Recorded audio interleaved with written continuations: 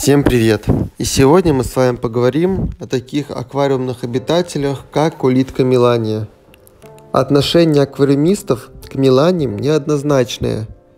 Одна группа считает, что они не приносят никакого вреда и не видит проблем от их присутствия в аквариуме.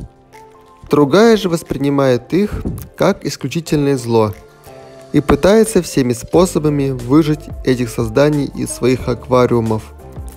Среди особенностей меланий можно выделить полностью жаберное дыхание и живорождение. Улиткам нет необходимости периодически подниматься к поверхности воды для глотка атмосферного воздуха. Они могут постоянно находиться в грунте.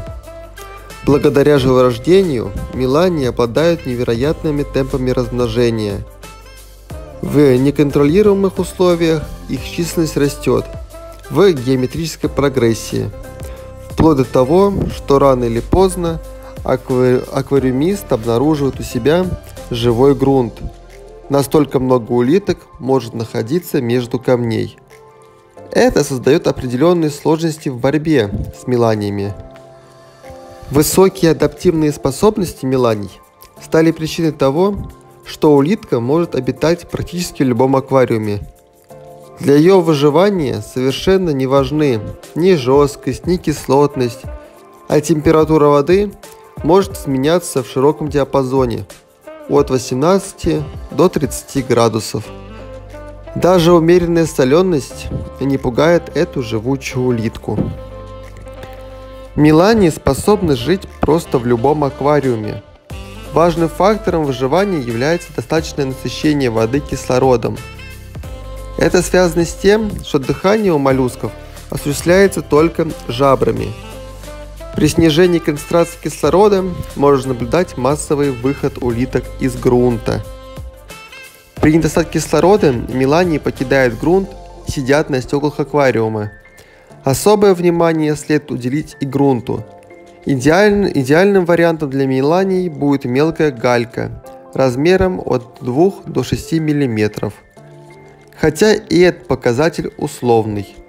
Существует достаточно примеров, когда мелании живут даже в очень крупных камнях. Мелании способны совместно существовать с большинством видов аквариумных рыб, вне зависимости от их размера и степени агрессивности.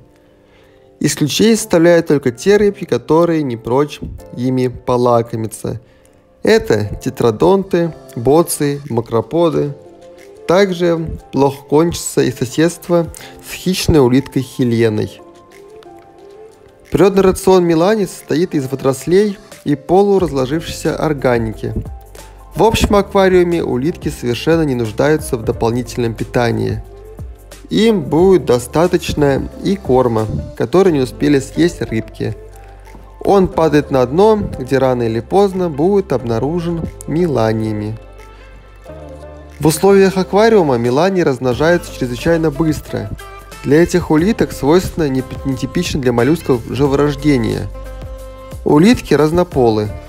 Чтобы на свет появилось потомство, необходимо наличие мужских и женских особей в аквариуме. В редких случаях наблюдается партеногенез – развитие зародышей без оплодотворения. Молодые улитки имеют совсем небольшие размеры – порядка 1 мм.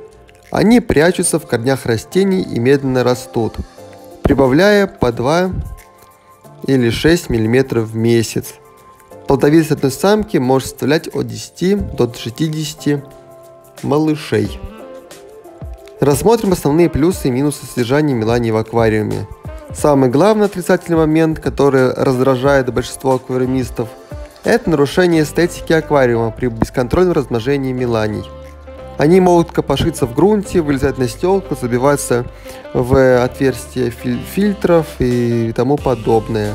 Огромное количество улиток увеличит биологическую нагрузку на аквариум, что может привести к нарушению баланса.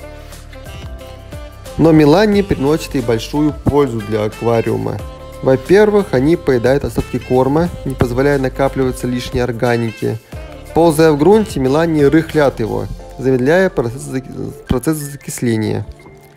Являются хорошим индикатором состояния аквариума. В неблагоприятных условиях улитки массово покидают грунт, подъедают водорослевые образования в аквариуме и служат излюбленным лакомством для некоторых видов рыбок. Таким образом, трудно сказать, мешают ли мелании или же наоборот помогают. Решать только вам. Если вам понравилось видео, обязательно ставьте лайки, пишите комментарии, подписывайтесь на канал. Всем пока-пока.